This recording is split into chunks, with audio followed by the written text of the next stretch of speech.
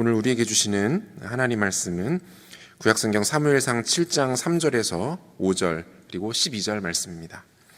사무엘상 7장 3절에서 5절 그리고 12절 말씀입니다. 구약성경 416면에 있습니다. 제가 봉독하겠습니다. 사무엘이 이스라엘 온 족속에게 말하여 이르되 만일 너희가 전심으로 여호와께 돌아오려거든 이방신들과 아스타롯을 너희 중에서 제거하고 너희 마음을 여호와께로 향하여 그만을 섬기라. 그리하면 너희를 블레셋 사람의 손에서 건져내시리라. 이에 이스라엘 자손이 바알들과 아스타롯을 제거하고 여호와만 섬기니라. 사무엘이 이르되 온 이스라엘은 미스바로 모이라. 내가 너희를 위하여 여호와께 기도하리라 하매 사무엘이 돌을 취하여 미스바와 센 사이에 세워 이르되 여호와께서 여기까지 우리를 도우셨다 하고 그 이름을 에베네셀이라 하니라. 아멘. 2022년 새해 태양이 드디어 힘차게 떠올랐습니다. 해마다 1월 1일 새해 첫날이 되면 새해 일출을 보기 위해서 많은 인파들이 동해안으로 몰립니다. 해돋이 명소가 있죠. 코로나 상황이라 제한 구역도 있었습니다만은 올해도 그 정동지는 열렸어요. 어제지요. 어제 아침에 정확하게 7시 39분에 2022년 새해 태양이 떠올랐습니다. 그걸 보려고 무려 4만여 명이나 되는 많은 사람들이 정동진에 몰렸습니다. 참 생각해보면 해가 달라질 리는 없고요. 같은 태양인데 또 어떻게 보면 똑같은 날의 반복일 텐데 왜 사람들은 새해가 되면 이렇게 다른 태도, 변화를 희구하는 이런 마음들을 가질까요? 뭔가 새해를 맞이해서 변화하고 싶기 때문에 그런 것 아니겠습니까? 어떤 모종의 바람직한 변화를 마음속에 갈구하니까 이렇게 모여서 마음속으로 소원도 빌고 그러는 거죠. 그래서 이런저런 다짐을 해봅니다. 새해는 이걸 하리라 저걸 하리라. 또 반대로 새해는 꼭 이것은 내가 안 하리라 결심을 합니다. 흔히 작심삼일이라는 말이 있는 것처럼 얼마 가지를 못합니다. 이게 문제예요. 그래서 참 생각은 아무나 할 수 있는 거고 결국은 결심을 한다 할지라도 그것을 실천하느냐 못하느냐 이게 관건입니다. 우리 인생이 언제 변하는가 보면 좋은 생각이 아무나 할 수 있는 거고 아무 때나 또 가능하고요. 실제로 얼마나 실천을 하는가에 따라서 우리 인생이 변할 수도 있고 변하지 않을 수도 있고 그렇습니다. 한 걸음 더 나아가서 좀 이렇게 크게 본다면 사느냐 죽느냐 이것도 우리의 실천, 행동으로 옮기느냐 마느냐 여기에 달려있는 것 같아요. 이제 이걸 극명하게 보여주는 한 인상적인 장면을 얼마 전에 TV에서 봤습니다. 이게 아주 위급한 상황에 놓여 있는 사람들이 위기일발 순간에 어떻게 그 위기를 모면했는가 이걸 어떻게 묘하게 담았더라고요. 그런데 인도의 뭄바이의 어떤 역입니다. 기차역인데 한 아이가 엄마 손을 잡고 오다가 철로 밑으로 떨어졌어요. 엄마는 그러니까 철로 위쪽에 있고 아이는 혼자 한 4살 돼 보여요. 떨어졌어요. 근데 이상하게도 엄마가 빨리 달려가서 아이 손을 이렇게 내밀어서 잡으면 될 텐데 그러지를 못하고 엄마가 주저앉아서 자꾸 허공에 손을 이렇게 휘젓는 거예요. 그래서 이제 제가 볼 때 참 이상하다. 왜 엄마가 저럴까? 근데 마침 또 기차가 기차 역정으로 들어와요. 진입하는 순간입니다. 그야말로 절체절명의 위기의 순간이죠. 그때 그 역무원 한 사람이 그걸 보고 쏜살같이 뛰기 시작했습니다. 뛰어서 결국 이 아이를 가까스로 위로 올리고 자기도 구르다시피 몸을 날려서 빠져나왔어요. 그러자 3초 뒤에 기차가 쏜살같이 그 역을 그 자리를 통과를 했습니다. 나중에 이 역무원하고 인터뷰를 하는데 역무원이 그런 말을 하더군요. 내가 뛰는 순간 잘못하면 죽을 수도 있겠다는 생각이 언뜻 났대요. 그런데 내게도 자식이 있고 다른 선택의 여지가 없었습니다. 알고 보니까 이 어머니가 시각장애인이에요. 그러니까 아이가 떨어져서 소리를 지르니까 어떻게 마음은 급하고 해볼 수는 없고 주저앉아서 허공에 이렇게 손을 휘젓는 이런 장면을 연출을 한 겁니다. 정말 이 영부원의 용감한 행동 결심을 실천하지 않았더라면 아이의 생명은 위태로스럽게 뻔하지요. 여러분, 이런 것처럼 우리 신앙생활에서도 좋은 생각만이 아니고 생각을 실천하는 게 매우 중요하다. 성경에도 보면 실천을 많이 이야기를 하지요. 특별히 신약성경의 야고보서를 보면 야고보 사도는 행할 것을 믿음의 백성들에게 강조를 많이 합니다. 예를 들어서 교회 안에도 가난한 사람, 어려운 사람이 있는데 그 사람을 향해서 우리가 말로만 그저 배가 고픈가? 그러면 네 배를 배부르게 하라. 날씨가 추운가? 그러면 몸을 덥게 하라. 말로만 하면 무슨 소용이 있겠는가? 너는 스스로 믿음이 있다고 하지만은 네가 가지고 있는 그 믿음을 내게 보이라라고 도전을 하고 있습니다. 자, 그러므로 살아있는 믿음의 특징이 있다면 바로 실제로 몸으로 행동하는 것이 아니겠는가? 여러분, 이게 오늘 본문 읽은 내용하고 굉장히 밀접한 관련이 있어요. 본문은 이스라엘 백성들 전체의 어떤 거국적인 영적 갱신의 장면입니다. 근데 이 갱신이 가능하게 된 조건이 하나가 나와요. 그게 뭔가 하면 결단이에요. 실천이에요. 실제로 그것을 행동으로 옮긴 거예요. 자, 배경은 이렇습니다. 수시로 이스라엘을 괴롭혔던 팔레스타인하고 블레셋이라고 나와 있죠. 블레셋과 이스라엘이 큰 전투를 벌였어요. 이스라엘이 대패를 했습니다. 그러니까 이스라엘 장로들이 모여가지고 의논을 했어요. 아니, 우리가 왜 패했을까? 의논을 하다가 결론을 이렇게 내렸습니다. 하나님을 상징하는 하나님의 언약궤가 우리 안에 있다면 우리가 진리가 없다. 어떤 군대가 하나님을 이길 수 있겠는가? 그러므로 실로에 있던 실로의 그 장막, 성막에 있던 성전이 지어지기 전이니까 성막에 안치가 되어 있던 언약궤를 일부러 전투 현장으로 끌고 왔습니다. 이걸 끌고 올 때 얼마나 이스라엘 백성들 그 군대가 환호를 했던지 땅이 울릴 정도였고, 이 소리를 들은 블레셋 군사들은 대단히 두려움에 떨었답니다. 이제는 우리 다 이겼다, 이건 따놓은 당상이다, 이렇게 생각을 했죠. 그리고 다시 전투가 붙었어요. 근데 웬걸요? 이전보다 더 크게 대패를 했습니다. 이스라엘 보병 3만 명이 다 죽었고 하나님의 언약궤는 다 빼앗겨 버렸습니다. 적의 손에. 그리고 전투 현장에, 그러니까 하나님의 대변인이랍시고 나와 있던 제사장인 홈니와 비느하스는 그날 전투에서 둘 다 죽습니다. 자, 여러분, 이걸 우리가 어떻게 해석을 해야 될까요? 하나님의 백성, 하나님의 군대인데 왜 이런 일이 벌어질까요? 이건 명백하게 하나님의 심판이죠. 언약궤를 마치 미신처럼 생각을 하는 것 아니겠습니까? 하나님과의 관계는 이미 다 무너져 있는 상태입니다. 뭐 더 볼 것도 없어요. 이 제사장들 홈니와 비느하스, 아버지가 큰 대제사장이었던 엘리 아닙니까? 엘리의 두 아들 홈니와 비느하스가 얼마나 패역하고 얼마나 타락했던지, 명색이 종교적인 지도자인데 이 사람들이 무슨 일까지를 저지르는가 하면 성전을 섬기고 있는 여인들과 동침하는 일을 서슴지를 않았습니다. 거기에다가 이스라엘 백성들이 하나님을 섬기는 하나의 상징이 제사 아닙니까?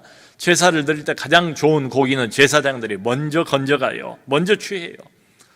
자, 이제 비느하스, 그날 죽은 이 비느하스의 부인이 아이를 임신을 하고 있었는데, 엘리 대제사장은 의자에 떨어져서 죽고, 그리고 남편 비느하스와 또 홈니는 전투에서 죽고, 그리고 하나님의 언약궤는 빼앗겼다는 소식을 듣고 이 며느리가, 엘리의 며느리가 몸이 갑자기 아파지면서 아이를 출산을 합니다.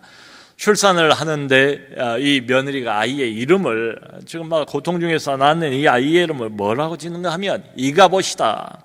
이가봇의 의미는 이미 하나님께 영광이 떠났다, 이미 하나님의 영광이 떠났다, 이런 뜻입니다. 그러니까 이런 상황에서 언약 궤짝을 붙들고 있어봐야 아무 소용이 없다는 거죠. 여러분, 그렇지 않습니까? 살아계신 하나님에 대해서는 관심이 없어요. 하나님의 말씀에 대해서는 관심이 없어요.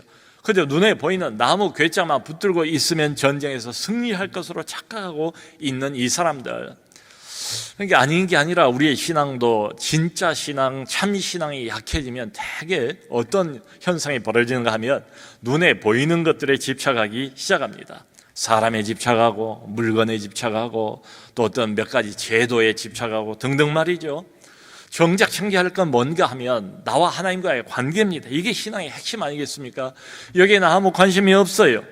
자, 이러다 보면 신앙은 어떻게 돼버리는가 하면 그저 몇 가지 제도를 지키고 하나님 앞에 제사를 드리는 게 전부가 돼버리죠. 이게 하나님께서는 늘 다른 걸 요구하시는데 하나님 앞에서 회개도 없고 하나님 앞에서 자기 반성도 없어요. 언약 괴짝만 붙들고 있으면 그냥 안심이에요. 하나님을 의식하지도 못하고 하나님 의식이라는 게 아예 없어요. 하나님이 안 느껴지는데 하나님을 무서워할 리가 없지요. 자, 이러다 보면 안하무인으로 그저 하나님의 이름을 빙자해서 하고 싶은 대로 하게 되지 않겠습니까? 이렇게 되면 신앙은 종교가 돼버리고 그리고 모든 봉사는 다 자기 의가 돼버리고 말지요. 그리고 결론은 오늘 우리가 본문에서 보는 것처럼 하나님의 심판입니다. 여러분, 이럴 때 하나님은 자기 백성을 지키지 않습니다.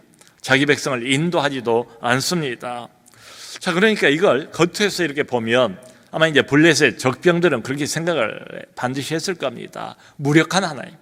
저들이 섬기는 여호와라는 이 하나님은 뭐 이것도 하고 저것도 하고 뭐 홍해를 통과시키기도 하고 뭐 대단한 일을 했다고 하는데 직접 우리가 겪어보고 싸워보니까 별 볼 일 없는 신이구나. 아무것도 아닌 신이구나. 힘이 없는 신이구나. 무시하지 않겠습니까? 살아계신 하나님이 아닌 거예요. 역사하시는 그런 하나님도 아니에요. 근데 정말 그럴까요? 아니죠. 이 블레셋 군사들이 하나님의 언약궤를 빼앗아 가지고 어디다 그걸 안치를 했는가 하면 자기들이 섬기는 신이 다곤입니다. 블레셋이 섬기는 그 큰 다곤 신상이 있는 신전에다가 언약궤를 집어넣어놨어요. 그런데 다음날 아침에 일어나서 보니까 희한하게도 다곤 신상이 엎드러져 있어요. 그 큰 다곤 신상이 엎드러져서 얼굴이 땅에 닿아 있더라. 그걸 다시 끙끙거려서 이렇게 다시 제자리에다 세워놨어요. 다음날 가보니까 이번에는 다곤 신상이 엎드러졌는데 목이 잘라지고 두 팔은 어디로 날아가 버리고 그리고 몸뚱아리만 덩그러니 놓여있는 것을 발견하게 되었습니다. 여러분, 우리 하나님은 절대로 무기력한 하나님이 아니시죠. 그야말로 신 중의 신, 주 중의 주, 그야말로 만군의 여호와 하나님이 바로 이 하나님, 이분 아니시겠습니까? 어떤 우상도 하나님과 견줄 수 있는 우상은 없어요. 세상에 신이라 하는 이름 붙인 것들이 많지만 그건 참신이 될 수가 없지요. 대부분 악한 영들의 역사 아닙니까? 저는 가끔씩 김진홍 목사님의 이 간증이 생각이 나요. 김진홍 목사님께서 이제 남양주 두레마을을 처음 시작하셨을 때에 이제 시골 마을입니다. 그때만 해도 아무래도 미시 이제 많기 마련이죠. 그래서 가끔 가다가 마을 앞마당에서 제사를 드려요. 마을 사람들이. 그날도 큰 굿이 있었는가 봐요. 굿을 드릴 때 그냥 하는 게 아니고 각종 음식 다 깔아놓고 돼지 머리를 한가운데 놓고 그리고 거기다 절을 하면서 빌면서 그리고 무당의 앞에서 막 한참 신명나게 춤을 추지 않습니까? 신명나게 춤을 추다가 딱 신이 내리니까 이 무당이 시칼로 이 돼지 머리를 푹 꼽아서 그걸 거꾸로 딱 몇 킬로나 되는 꽤 무거운 돼지 머리인데 그걸 딱 세우는 거예요. 여러분, 이게 일반적으로 가능하겠습니까?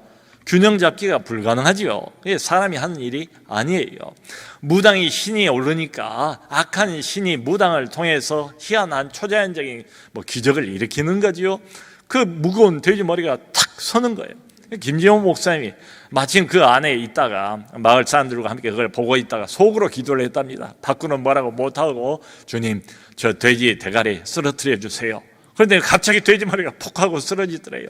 그러니까 이 무당이 흠칫 놀라면서 또 한참 춤을 추다가 신이 내리니까 다시 또 칼로 푹 찍어서 또 세우는 겁니다. 이게 또 서는 거예요. 그러니까 또 마음속으로 주님, 저 돼지 머리 또 쓰러뜨려 주세요. 머리가 또 쓰러져.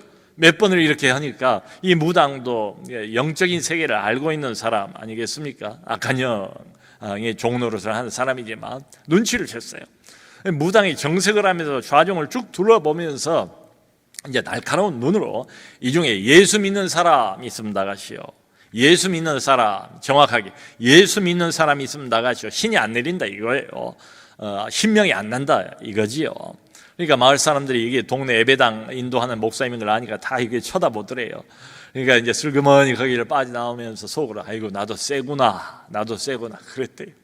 근데 정말 가관인 것은 그 다음날 동네 어귀에서 이 무당을 만났답니다. 근데 무당이 하는 말이 참 가관이에요.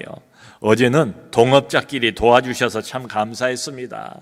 신 중에는 역시 예수신이 최고지요. 나도 이 영업 접고 나면 나중에 교회 나가려고 합니다. 그러니까 무당도 알고 있는 거예요. 이미 예수신이 뭐 최고라는 것을, 하나님을 이길 신이라는 것은 없다는 것을 알고 있다 이 말이죠. 정말 능력의 하나님 맞아요. 자기 백성을 돌보시는 하나님 맞아요. 그러나 하나님을 미신처럼 여기고 그리고 삶의 1순위에서 이미 제거해버린 이 백성들을 하나님이 돌볼 이유가 없지요. 그러다가 그저 필요할 때만 언약궤처럼 우상처럼 미신처럼 하나님을 이용해 먹으려고 하는 이 백성들 하나님이 속겠습니까? 자, 그러니까 우리가 지금 이스라엘 백성들이 그럴 것 같아요. 우리도 뭐 비싼 상황에 처할 때가 종종 있지 않을까? 하나님이 역사하지 않는 거예요.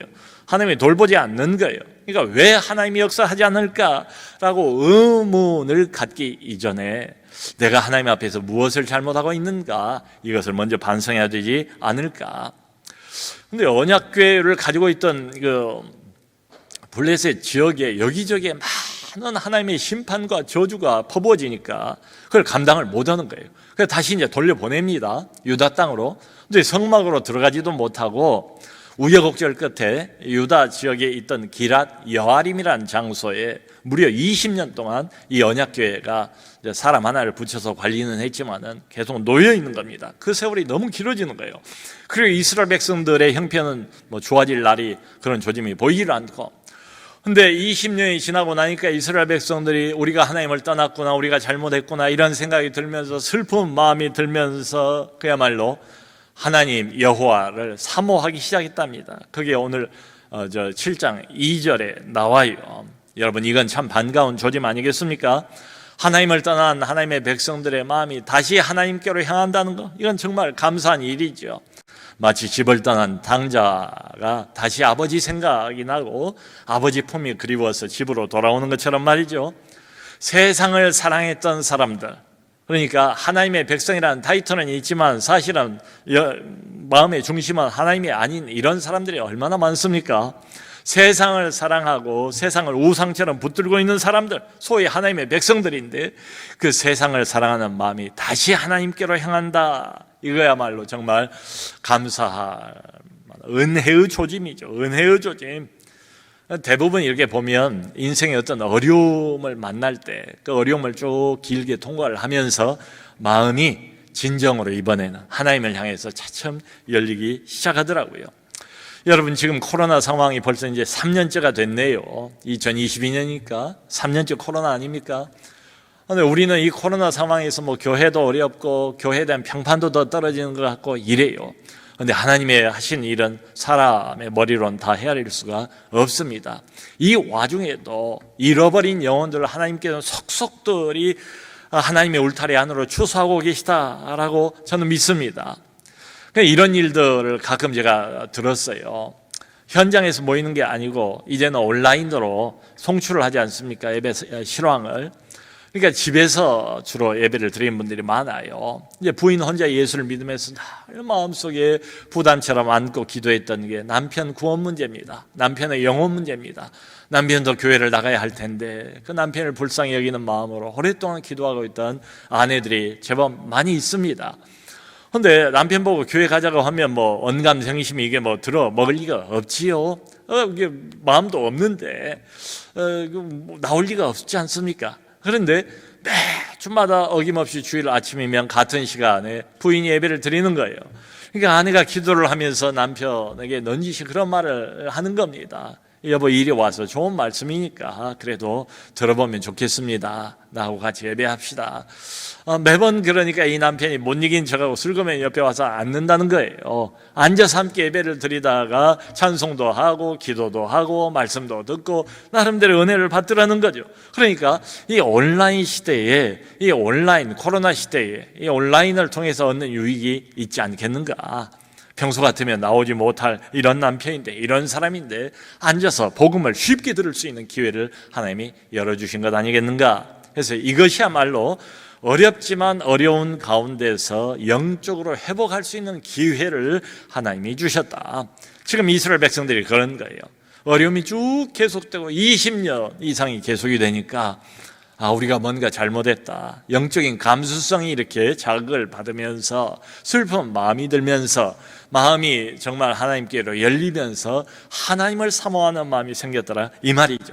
이제 하나님께로 정말로 돌아가고 싶은 이런 마음이 진심으로 생긴 거예요. 자, 이런 때에 하나님께서 사무엘 선지자를 통해서 아주 중요한 한 가지를 말씀을 하세요. 하나님께 돌아오는 건 좋은데 이거야말로 하나님이 원하시는 바죠. 그런데 조건이 하나가 있다는 거예요. 그게 여기 이제 3절입니다. 3절 말씀. 만일 너희가 전심으로 여호와께 돌아오려거든 이방 신들과 아스타롯을 너희 중에서 제거하고 너희 마음을 여호와께로 향하여 그만을 섬기라. 그리하면 너희를 블레셋 사람의 손에서 건져 내시리라. 자, 여러분, 누구보다도 먼저 하나님과의 관계를 회복하기를 원하시는 분이 있다면 바로 우리 하나님 아니시겠습니까? 하나님이 자기 백성들을 지극히 아끼시고 자기 자녀를 어찌 잊어버릴 수가 있겠어요? 잊어버릴 수가 없지요. 그런데 하나님께로 돌아오고자 하는 백성들을 향해서 하나님께서 내것이는 요구 조건 하나가 있대요. 너희가 내게 돌아오는 거 좋다. 그런데 진심으로 돌아오리거든 그것이 진심인 것을 보여라. 뭘 먼저 행하라고 말합니까? 너희 안에 있는 이방 신들과 아스타롯을 먼저 제거하라. 그리고 난 다음에 내게 돌아오라 라고 요구를 하시는 거예요. 그래서 중요한 것은 오늘 이제 본문 내용을 보면 실제로 이스라엘 백성들이 이걸 결심을 할 뿐만 아니고 실천을 해요. 행동으로 옮겨요. 단행을 해요. 자기들이 그때까지도 섬기고 있었던, 그러니까 하나님도 좋지만 바알도 좋고 바알, 아스타롯 그리고 하나님 다 그냥 혼합해서 그 여러 신들 중에서 하나님도 하나인 것처럼 그렇게 하나님을 섬겼어요. 하나님을 안 섬긴 것이 아니라 하나님만 섬기지를 않았다. 그게 이제 하나님이 섭섭한 거지요. 그걸 계속해서 지적한 거예요. 근데 이때까지만 해도 이걸 완전히 철폐를 못했어요. 정말로 내게 돌아오려거든 나만을 섬기려거든 너희 안에 있는 바알과 아스타롯 신을 먼저 제거하라. 그래서 이스라엘 백성들이 한 마음으로 자기들 섬기고 있던 바알신, 아스타롯신 이걸 다 제거를 했답니다. 그런 다음에 오늘 본문을 보면 사무엘 선지자를 중심으로 해가지고 미스바라는 지역이 있습니다. 미스바의 백성들이 다 모여서 그야말로 전심으로 기도로 매달립니다. 구국 기도를 드린 장면이 나와요. 그리고 오늘 이스라엘 전체가 다 거국적으로 영적으로 회복되는 이런 은혜, 이런 축복의 결과를 낳게 됩니다. 자, 그러니까 여러분, 중요한 것은 지금 순서인데요. 순서는 이렇게 되어 있어요. 먼저는 하나님을 사모하는 마음, 영적인 갈급함, 이게 제일 중요해요. 이거야말로 은혜예요. 영적인 갈급함이 없는데 하나님께로 나올 리가 없잖아요. 영적인 갈급함이 없는데 마음이 하늘을 향해서 열리고 하나님을 향한 진심이 들 리가 없지요. 이게 하나님을 향한 마음, 하나님을 사모하는 마음, 이게 1번이에요. 근데 그 마음만 있다고 해서 영적인 회복이 되는 것은 절대로 아니다. 두 번째가 이제 우리가 할 일이 있습니다. 우리 안에 있는 우상을 제거해야 돼요. 우상을 실제로 제거하는 행동을 단행을 해야 됩니다. 그리고 난 다음에 미스바에 모여서 그야말로 마음을 담아서 금식하면서 백성들 전체가 다 기도한 장면이 나와요. 뭐라고 기도를 하는가 하면 우리가 여호와께 잘못하였습니다. 범죄하였나이다. 여기 6절에 우리 백성 모두가 위든 아래든 나이를 먹은 어른이든 어린이든 모두가 여호와께 범죄하였나이다. 하나님 앞에 잡아가면서 기도합니다. 여러분, 힘들 때는 그런 것 같아요. 힘들 때, 힘든 순간, 고통과 어려움과 문제 상황, 이런 것들이야말로 하나님이 늘 종종 우리의 영혼을 위해서 사용하신 도구들입니다. 잘 나갈 때, 건강할 때, 돈 잘 벌 때, 문제 없을 때, 그때도 전심으로 절박한 심정으로 하나님을 찾고 하나님 앞에 나온 사람 별로 없어요. 사람이 그렇게 안 돼 있어요. 근데 힘들 때, 고통스러울 때 하나님의 생각이 나죠. 고통스러우면 세상 것들은 자꾸 이제 멀어지고 영적인 감수성은 자꾸 살아납니다. 그게 고통이 주는 유익이에요. 고난과 고통 속에서 이스라엘 백성들이 그랬던 것처럼 우리도 어려움 가운데서 하나님을 생각하게 되고 영적인 갈급함을 가지게 되지요. 이게 참 은혜의 조짐이에요. 그러니까 우리가 맞닥뜨린 고통이나 어려움이나 이런 것들이 꼭 나쁜 것만 아니에요. 고통 속에서 하나님을 향한 마음이 솔곳이 생기기 시작하고 마음 문이 열리고 하나님을 진심으로 그전과는 달리 마음을 담아서 진중한 마음으로 하나님을 바라보게 되지요. 자, 그런데 여기서 이제 중요합니다. 이게 잘 이어져서 영적인 열매로 결과를 낳느냐 아니면 중도에서 그냥 그쳐버리느냐, 그 갈림길이 바로 이거예요. 영적인 회복이라는 것은 좋은 생각 가졌다고 해서 결심 몇 번 했다고 해서 되는 것이 아니다. 영적인 회복은 반드시 자동적으로 되는 게 아니다. 뭐가 필요해요. 지금 코로나 상황에서 많은 사람들이 어려우니까 주님을 생각하고 하나님을 향해서 마음들이 열리고 하나님의 음성에 귀를 기울이고 이런 사람들이 많을 겁니다. 그런데 그렇다고 해서 자동으로 하나님과의 관계가 회복되는 것이 아니다. 먼저 한 가지가 반드시 필요하다. 그게 뭔가 하면 내 안에 있는 현재 존재하고 있는 우상을 제거해야 돼요. 이걸 단행을 해야 돼요. 이걸 행동으로 옮겨야 돼요. 실제로 내가 붙들고 있는, 아니면 내가 나를 붙들고 있는, 내 삶을 붙들고 지배하고 있는 세상 우상, 그게 무엇이든지 간에 우리 다 있습니다. 그것을 먼저 제거해야 됩니다. 그게 하나님의 요구예요. 이렇게 말씀을 하시는 겁니다. 정말로 2022년 새해에는 나 하나님과의 관계를 회복하기를 원하는가? 정말로 원하는가? 그러면 네 안에 있는 우상을 먼저 제거하라. 그게 하나님의 요구예요. 말하자면 우상을 그대로 두고 하나님 앞에서 별별 열심을 내고 기도해도 하나님이 듣지 않는다. 하나님도 섬기지만 우상도 섬기고, 그리고 마치 하나님을 필요할 때마다 언약궤를 이용해 먹는 것처럼 미신처럼 하나님을 이용한다고 하나님의 이름을 덜먹인다고 해서 하나님이 만홀히 여김을 받겠습니까? 하나님이 속겠습니까? 우리의 중심을 모르겠습니까? 하나님이 그것을 그대로 따라줄 리가 없지요. 기도해도 듣지 않는다. 그러니까 영적 결단이 필요하다 이 말이에요. 실천이 필요하다 이 말씀입니다. 사랑하는 성도 여러분, 2022년 이민년 새해 3년째 계속되고 있는 이 코로나 상황, 여러 어려움들이 지금도 우리 눈앞에 있고 또 앞으로 1년 안에 어떤 문제와 어려움이 또 우리 앞에 드러날지 우리가 알 수가 없어요. 그런데 한 가지 분명한 것은 이겁니다. 하나님이 함께 하시고 하나님이 도우시고 하나님이 인도하신다면 어떤 어려움도 다 이길 수가 있지요. 그래서 진짜 질문은 이겁니다. 이 새해에 우리의 신앙이 정말로 새로워지기를, 내 신앙이 정말 이번 해에는 한번 새로워지기를 정말로 진짜로 진정한 의미에서 참 신앙을 갖기를 소원하는가? 그러면 먼저 제거할 것을 제거하라, 멀리할 것을 멀리하라. 이게 하나님의 요구입니다. 여러분, 해마다 우리가 좋은 결심들을 하지 않습니까? 좋은 결심들을 해도 달라지지 않는 이유가 뭔가 하면 바로 이것 때문에 그래요. 우상은 그대로 놔두고 결심만 해서 그래요. 달라지지 않습니다. 예를 들어서 이제 이 안에도 혈압약이나 콜레스테롤 약 드시는 분들이 많이 계실 거예요. 근데 혈압약을 먹고 콜레스테롤 약을 먹으면서 동시에 뭘 먹는가 하면 육식을 그렇게 좋아하는 어떤 사람이라고 해봐요. 고기를 계속 먹어요. 그리고 저녁마다 과식을 해요. 혈압약을 먹으면서 콜레스테롤 약을 먹으면서 계속 육식하고 계속 과식을 하면 약 효과 없습니다. 약을 먹으면서도 혈압이 계속해서 올라가는 경우가 많아요. 그러니까 중요한 건 뭔가 하면 약만 먹을 것이 아니라 육식의 이 잘못된 습관, 그리고 과식의 이 잘못된 습관을 먼저 제거할 필요가 있다 이 말이죠. 여러분, 이 가정에서 배수구가 막히면 얼마나 참 곤란한 경우가 생기겠습니까? 이 배수구를 물이 흐르게 하려면 먼저 배수구를 막고 있는 그 오물, 찌꺼기들을 먼저 제거해야 되지 않습니까? 이거 제거하지는 않고 수압만 올리고 그 수도 꼭지만 세게 튼다고 해서 물이 다시 흐를 이유가 없지요. 먼저 그 찌꺼기, 머리카락, 이게 배수구를 막고 있는 이 모든 것들을 다 제거하는 게 우선이지요. 그 전에는, 제거하기 전에는 물이 흐르질 않아요.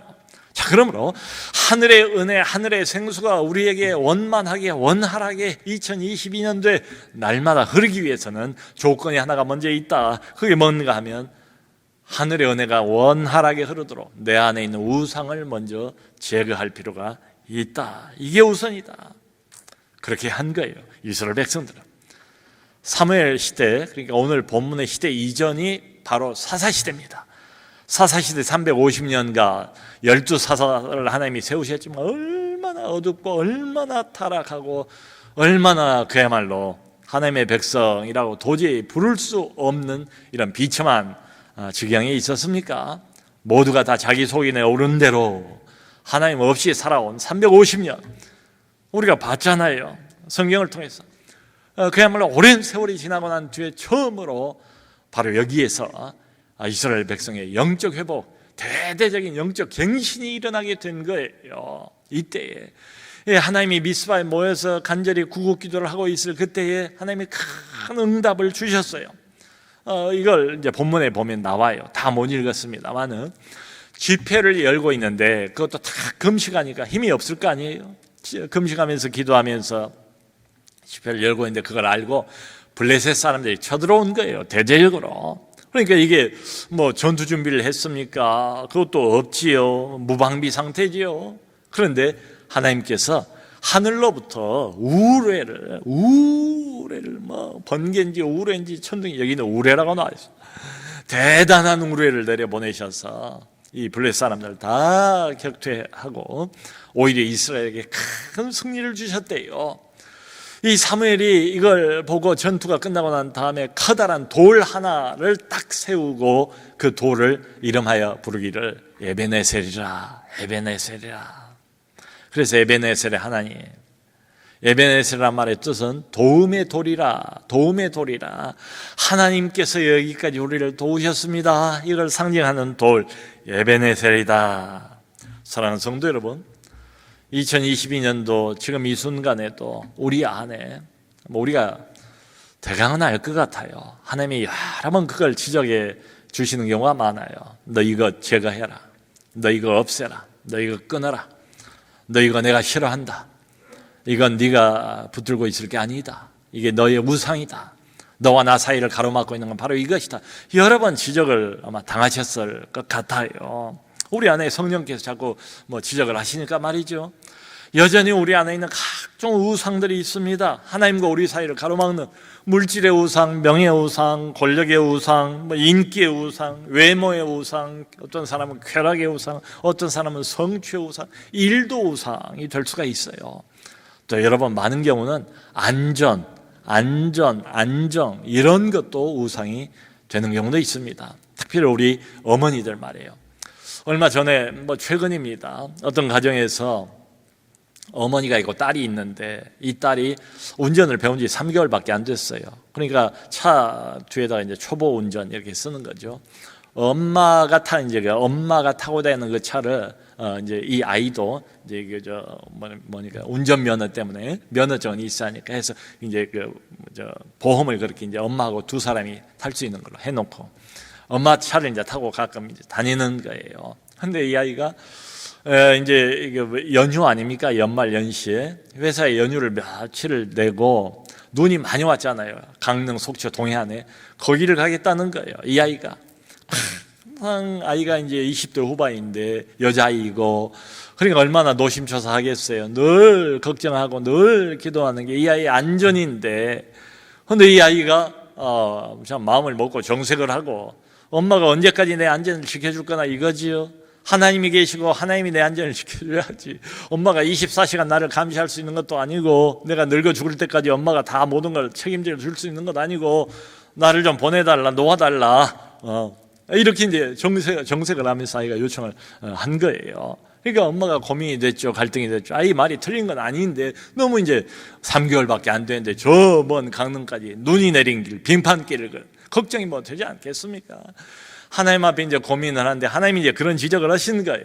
네가 아닌 게 아니라 언제까지 네 딸의 안전을 책임지려고 그러는가? 너는 안전하지만 안전히 너에게 우상이 되어 있는 것 아닌가, 이런 사인을 받았는가 봐요. 그런 마음이 들어가지고 기도를 하는 끝에 과감하게 결심을 했답니다. 뭐 다른 때 같으면 어림도 없지요. 내가 한번 다녀와라, 내가 기도할게.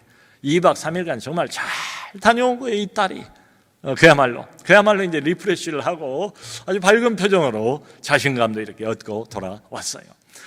많은 경우에는 자녀들에 대한 이 안정, 이해는 가는데 이것이 우상이 된 경우도 있다. 사랑하는 성도 여러분, 하나님 대신 우리 마음속에 자리를 찾아가 있는 것은 그 무엇이든지 다 그게 우상입니다. 그게 무엇이든지 간에 하나님의 말씀하시는 것은 생각만 하지 말고 결심만 하지 말고 네 안에 있는 우상을 먼저 제거하라. 2022년 새해 정말 나하고 이전엔 정말 맛보지 못하고 생각하지도 못했던 이런 새로운 관계, 깊은 관계를 원한다면 네 안에 있는 그 우상을 먼저 제거하라. 그 우상을 먼저 제거하시고 그것을 단행하시고 실천하시고 하나님을 하나님 자리에 세우는 2022년 되기를 바랍니다. 그래야 해서 여기 모든 하나님의 백성들이 다 체험했던 것처럼 에베네셀의 하나님, 우리를 돕는 그 하나님을 날마다 체험하는 우리 모두가 되기를 주 예수 그리스도 이름으로 축원합니다.